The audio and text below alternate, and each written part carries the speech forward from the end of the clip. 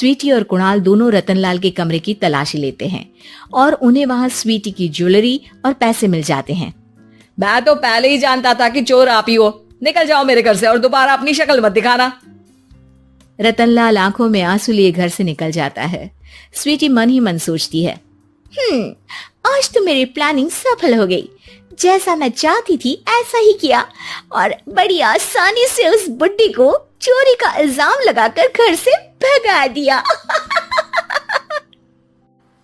रतनलाल की हालत अब ज्यादा खराब हो गई और वो सड़क पर बैठकर भीख मांगकर खाने लगा।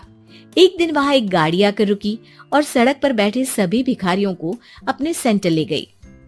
एनजीओ की मालिक संध्या एक एक करके सभी को सुविधा मुहैया कराती है। तभी उसकी नजर रतनलाल पर पड़ती है। पिताजी। संध्या तू? पिताजी आपकी ये हालत कैसे हुई? ये सब मेरे बुरे कर्मों की सजा है जो मुझे मिल रही है। मुझे माफ कर दे बेटी।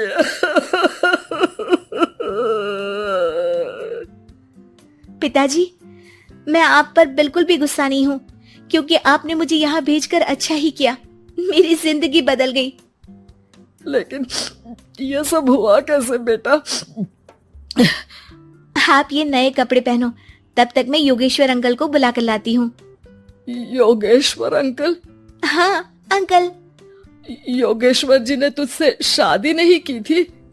नहीं तो पापा, उन्होंने तो मुझे पढ़ा लिखा कर इस काबिल बनाया है कि मैं आज सबकी सेवा कर पा रही हूँ। रतनलाल पश्चाताप करके रोता रहता है। तभी योगेश्वर भी वहां आ जाता है। रतनलाल जी, आपकी ये हालत कैसे हुई? इतने सारे पैसों के बावजूद भी? क्योंकि मैंने बेटे और बेटी में भेदभाव किया था। लेकिन आपने ये कैसे किया? मुझे ये जानना है, बताइए। सालों पहले जब संध्या छोटी थी, तब मैंने एक बार एक आदमी से तुम्हें बात करते हुए सुना था, जो कुछ पैसों में संध्या को तुमसे खरीद कर शादी करना चाहता था। मैं उस समय एनजीओ में बच्चों के लिए ही काम कर रहा था और मैं किसी भी लड़की की जिंदगी खराब होते नहीं देख सकता था। इसलिए मैंने अपने जीवन की कमाई का एक बड़ा हिस्सा तुम्हें दे दिया था। सच में कितना गलत था मैं। मुझे माफ कर दो। अब आप दोनों मेरे साथ घर चलो और आज मैं अपना सच्चा प्रायश्चित करना चाहता हूँ। योगेश्वर और संध्या रतनलाल के साथ घर जाते हैं। स्वीटी दरवाजा खोलती है। चोर भिखारी, तू फिर से आ गया? चल भाग यहाँ से बुड्ढे। ये घर तुम्हारे बाप का नहीं, मेरा है। बाहर निकलो यहाँ से। रतनलाल कुणाल और संध्या को घर से बाहर निकाल देता है।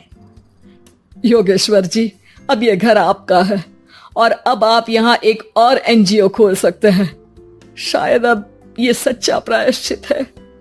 संध्या अपने पिता के गले लग जाती है।